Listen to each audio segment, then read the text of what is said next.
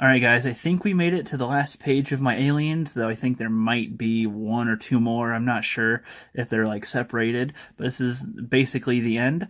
This guy is the Octo Quadrodon, and I think this was the second creature that I made for this planet, maybe the third. I made the Tentacloid, and either the Splug was next or this guy, and I really liked the design for this guy that I did because it's basically a giant insect. Like, I was thinking of a huge dragonfly type, praying mantis type thing, but instead of it being a little insect, this fucker is like a dragon. This thing is huge. It's either it goes from the sizes of, I don't know the length between them, but if I'm comparing to an animal, it's but comparing to animals, it can be as long as like a lizard, but in the air, or it can be just like a huge snake. I'd say, okay, 10 feet would be pretty small. The baby versions, can be, of course, they're going to be smaller than that, but 10 feet maybe is the average of the length, and then, 20, 30 feet is how big these little fuckers can grow. And their wings, two sets of wings. It's got 8. See, this is why I came up with the Octo Quadrodon, because there's 8 legs and there is 4 wings. So the 8 arms and legs and whatever, and 4 wings, meaning the Octo Quadro. And the Odon, of course, kind of dinosaurific and type of big creatures is what I'm thinking of with that. It's got another little horn thing. Again, I tried to make some features on the planet a little consistent, and an extra wing back here in case it's flying for a long time. This can help kind of guide it and take a little bit of the pressure off of the wings. And yeah, dude, it flies down and scoops up its prey and eats it while in the air. Sometimes it'll stop and rest and eat, but usually it eats while it's in the air. So, you might have a dead body drop near you if it's flying overhead.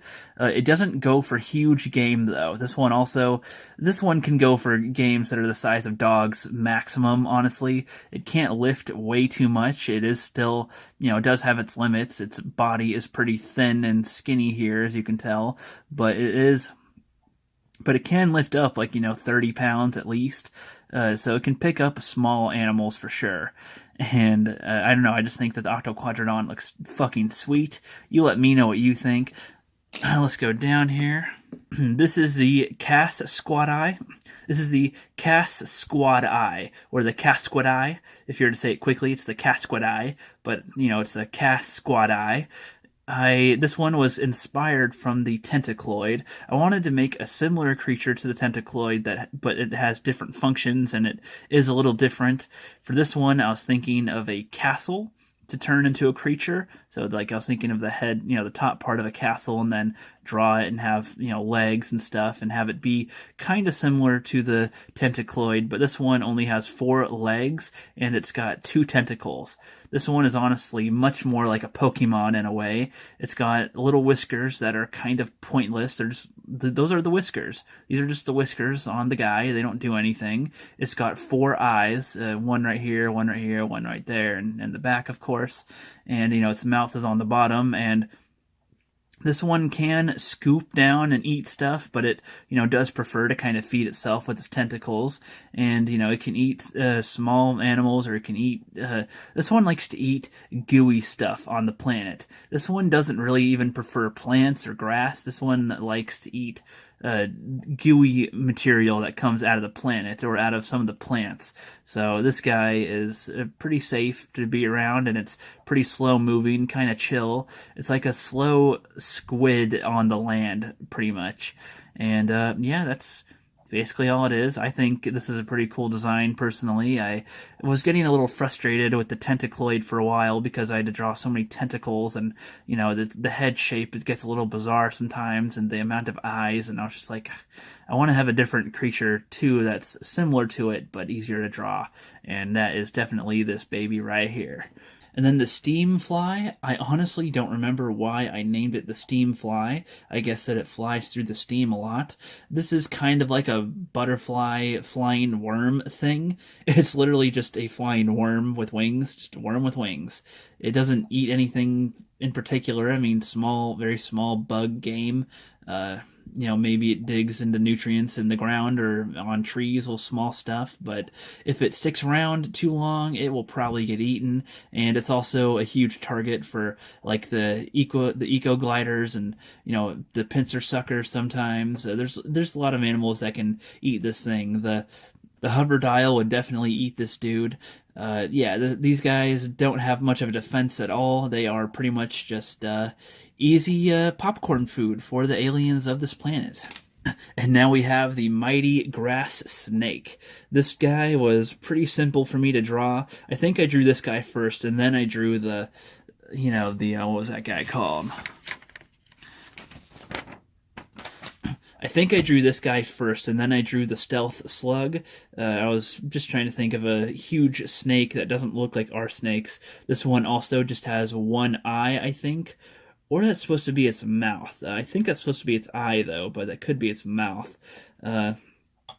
Nothing too unique about it, except for this snake is kind of defective because it cannot coil around its prey.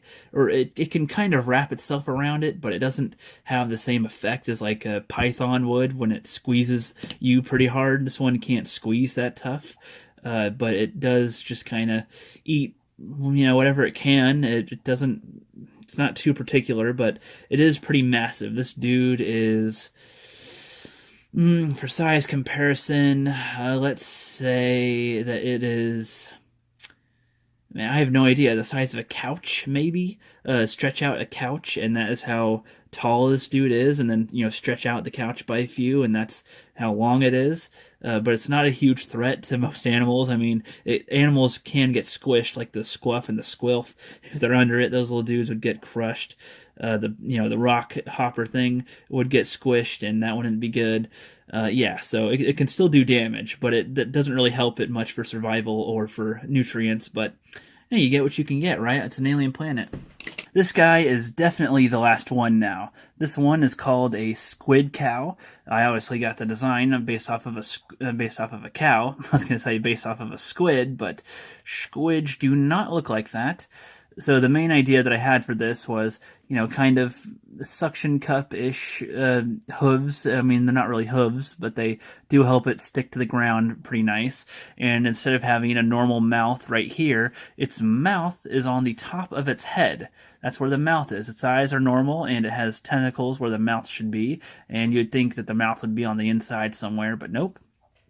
This little guy kind of picks things up and plops it back into its mouth. So it's got sharp teeth for it. It can chew grass, and pretty much it's a grazer. It doesn't eat meat either. I don't know why. It's easy to make herbivores, but then I make lots of little ones that don't do much that can also kill and eat. I don't know. It's weird. But then, so the reason why it's also similar to a cow is because it excretes little juices out of its tail. And these are so it excretes the little juices after it eats sometimes. It's nothing huge. I mean, it could be waste, but it's also, kind of like milk. It has like a liquid that comes out, and the little squuff little guys, those guys love to follow them. That's a good example of a pairing relationship here, because these guys can just be doing their business and walking around. They like to drag their tail. They don't lift it all that often, honestly. It just kind of drags. And the squuffs come behind and just eat the little stuff that it leaves behind, and they get a nice little relationship that way. I'm starting to lose my voice, so I might record the plant stuff and then the actual alien animals and the environments that I drew today, but if I can't, then I'll probably do that tomorrow. That's about all I'm going to say about it. I hope you guys enjoyed my drawings here. I know that my commentary isn't the best, and I'm just kind of plucking all this stuff from memory. I don't remember all the stuff I was doing with these drawings. But I hope you guys like them. Let me know what you think, and I'll see you guys next time.